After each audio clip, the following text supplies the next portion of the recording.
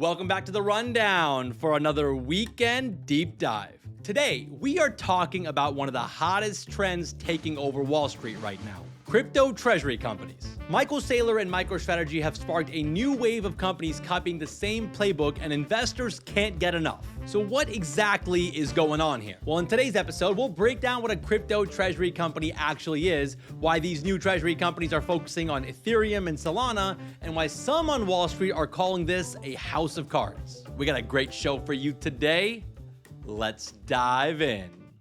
Let's start with the basics here and define what a crypto treasury company even is. See, typically when companies have extra cash, most of them keep that money in a savings account or buy some US treasuries to earn some interest on that extra money. Just boring, basic cash management. Crypto treasury companies, on the other hand, hold a significant portion of their cash in cryptocurrencies like Bitcoin, Ethereum, Solana, and others. But what makes these companies unique is that they don't stop there. Many of these companies raise even more money specifically to buy more crypto. These companies are issuing stock and taking on debt, and instead of building factories or hiring people to improve their business like normal companies do, they plow all that money into digital tokens. Essentially, their primary business becomes buying a ton of crypto. And the thinking here is that if the price of Bitcoin or Ethereum or whatever crypto a company is holding goes up, the company's stock price should go up too. Sometimes the stock price goes up even more than the crypto price itself. Now, if you think that taking on hundreds of millions of dollars in debt to buy and hold crypto is wild and pretty risky,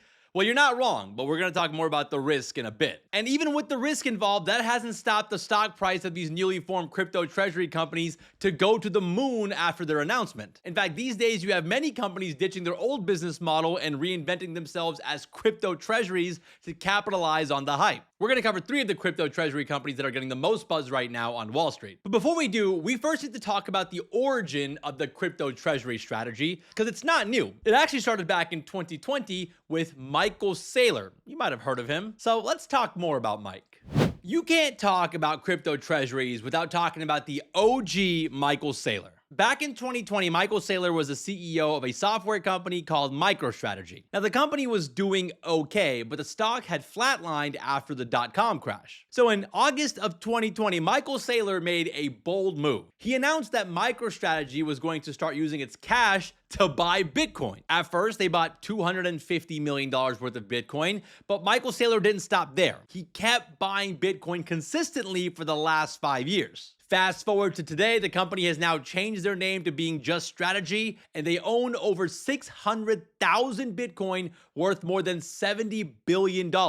Obviously, those numbers might be different depending on when you're watching this video. If you're watching this in 2030, they might have over $1 trillion worth of Bitcoin. Or I guess it could also be worth 0. If you're watching this from the future, let me know in the comments how much Bitcoin MicroStrategy still owns. Now, getting back to Michael Saylor's bet on Bitcoin, he wasn't just using MicroStrategy's spare cash to buy Bitcoin. MicroStrategy started issuing convertible bonds and selling new shares to raise cash. And here's where things get interesting. As the price of Bitcoin would go up, their stock price would go up even faster because investors were willing to pay a premium. MicroStrategy then sells even more stock, this time at a higher price, to buy even more Bitcoin. As they bought Bitcoin, the price of Bitcoin would go up and their stock price would go up. It's kind of like a perpetual money-making machine as long as the price of Bitcoin keeps going up, which it has over the last few years. And this aggressive strategy by Michael Saylor has been great for the stock price. MicroStrategy stock has gone up about 3,000% since the company first started buying Bitcoin back in August of 2020. This has created a blueprint that a lot of other companies are now doing with other digital assets. So let's talk about some of these up-and-coming companies betting it all on crypto.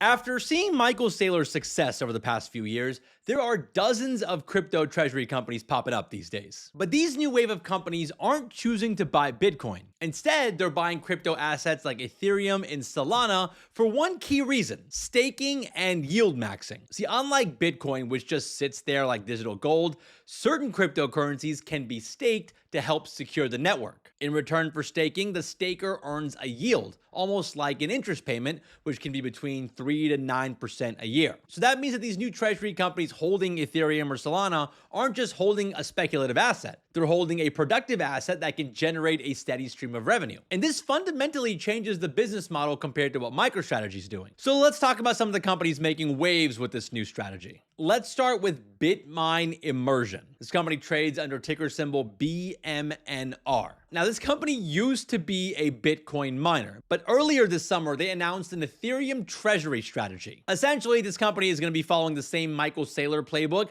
but for Ethereum. They raised $250 million in July, and over the past month or so, they've been on an absolute buying spree. They've now accumulated over 1.15 million Ethereum tokens worth nearly $5 billion. That makes them the largest corporate holder of Ethereum in the world. And while BitMine is using the MicroStrategy playbook, their plan is to acquire Ether at a much faster rate than Michael Saylor did with Bitcoin, and they believe that gives them an edge. I mean, if you look at this chart, you can see that it took BitMine less than 3 weeks to reach the holding value that it took MicroStrategy 6 months to reach. And the leadership of this company is pretty legit. They're led by Tom Lee from Fundstrat. You might have seen him on CNBC or on Twitter. He's a 25-year Wall Street vet, so his involvement has earned a lot of attention, not just from the crypto crowd, but from the traditional finance community as well. And Tom Lee says that his goal for BitMine is to eventually own 5% of all the Ethereum in circulation, which would be worth over $25 billion at the current price. The company's tagline is the alchemy of 5%. And look, this strategy has worked out pretty well so far. BitMine's stock is up more than 1,000% since announcing the ETH Treasury pivot back in July. And here's another crazy stat.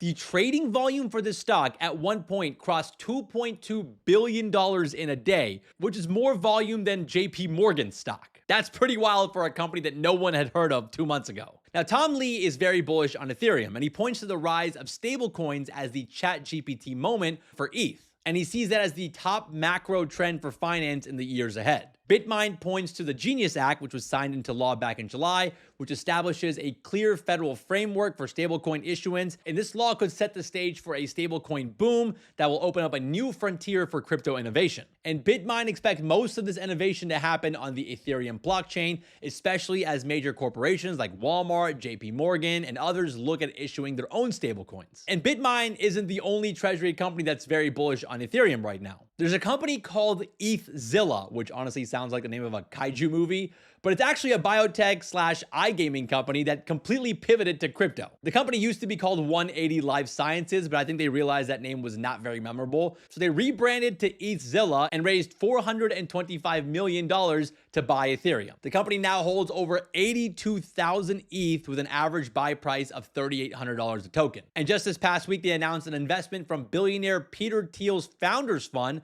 which caught the attention of the markets and sent their stock up over 200% in a single day. And their business model is even more aggressive than BitMine's. They're not just going to be staking their Ethereum, they're also going to be using complex DeFi strategies to maximize their yield with help from Electric Capital and a DeFi council of crypto experts. And all the money they make from this yield, they're going to buy more Ethereum. I actually had a chance to talk to the chairman of ETHZilla on the Leading Indicator podcast this past week. Listen to what he said about why he's so bullish on ETH and how they plan to build a business around it. Asked why ETH over Bitcoin, over Solana, some of these other assets out there? Why we're accumulating ETH, number one, is we think that Ethereum is going to be used for a plethora of different opportunities, both in the Ethereum network to generate yield, and then in the real world to codify these assets that create yield. And ETHZilla sits at the center of all these things. So at ETHZilla, we're building a business that generates cash flow from investing in the Ethereum network. Not just staking, but yield farming, tokenization, everything that you can do on chain, we can generate a high single-digit yield on the capital. So the more capital we deploy in Ethereum in particular, and we have to own that Ethereum to deploy it, we'll just generate more and more cash flow. And that's why we built this business.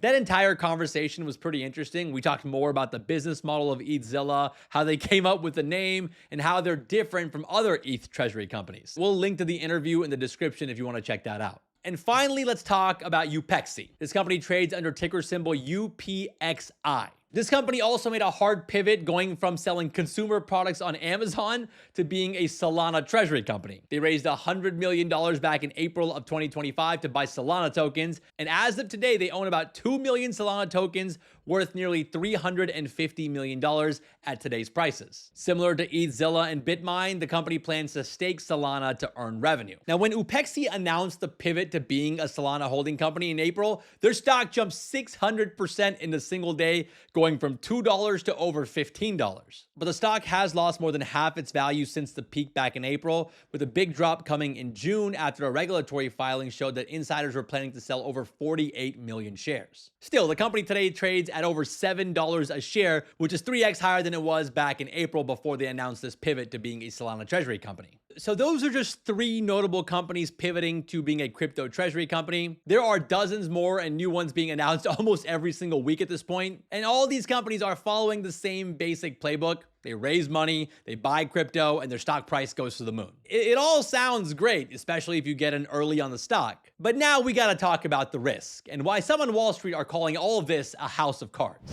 So all of this sounds pretty exciting so far, but is it sustainable? Or are we just in another classic bubble situation like we had with the dot-com bubble and the SPAC bubble back in 2021? Well, there are some real red flags to keep in mind. First, you have the valuation. They are getting absolutely bonkers. Some of these crypto treasury companies are trading at an insane premium to net asset value. That's a fancy way of saying that the stock is worth more than the crypto the company actually owns. There are some crypto treasury stocks that are trading at near 2 times their net asset value. So that means that investors are willing to pay $2 for every $1 of crypto the company actually owns. As a specific example, let's talk about BitMine. At the time of this recording, they hold about 1.15 million ETH, worth about $5 billion. But if you look at the company's market cap, it's at near $10 billion. Another example is Michael Saylor's Strategy. It holds about $70 billion worth of Bitcoin, but the company's market cap is worth over $110 billion. And there are more and more examples just like this. And that's one reason why famous short seller Jim Chanos has a short position on Michael Saylor's Strategy. Jim Chanos says that Michael Saylor is a wonderful salesman, but that his valuation model is financial gibberish. Check out this clip from an interview that he did with Bloomberg back in June. Michael Saylor is a wonderful salesman, but that's what he is. He's a salesman.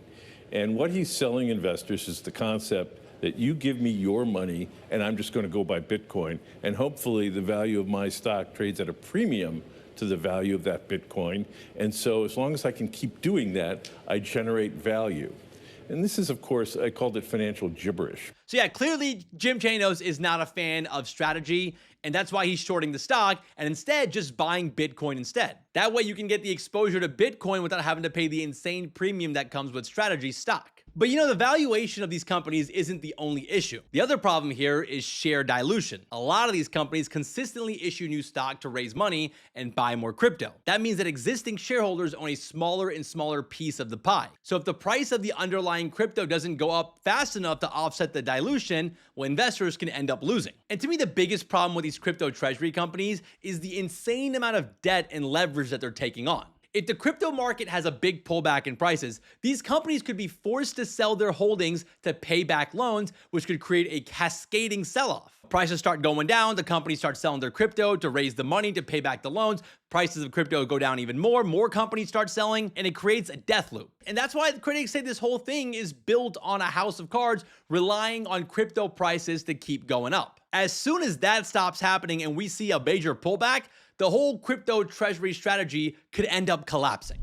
So what's the takeaway here? Well, the rise of crypto treasury companies is pretty fascinating, but a little frightening too. On one hand, it's a sign that corporations are adopting crypto. These companies are providing a regulated, accessible way for normal investors to get exposure to digital assets through the stock market. But on the other hand, it all feels so incredibly frothy right now. I mean, just announcing a crypto treasury strategy makes the stock price of a once struggling company to go to the moon. But when the music stops and crypto prices see a major pullback, these companies could be incredibly vulnerable. So as an investor, you have to ask yourself, why are you buying a stock of a company? If in this case, it's to get exposure to crypto like Bitcoin, Ethereum, and Solana, well, you got a lot of options these days. You could go on public.com and buy the actual crypto token, or you can buy a spot ETF without having to pay the crazy 2x or 3x premium. But if you're an investor that just enjoys the thrill of finding the next MicroStrategy and potentially having a 3,000% upside, just be careful out there.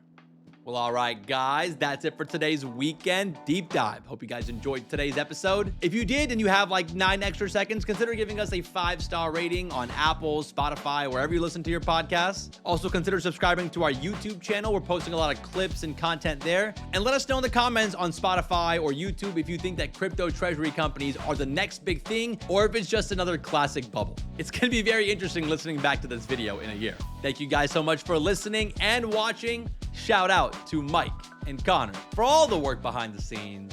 And we'll see you guys back here on Monday.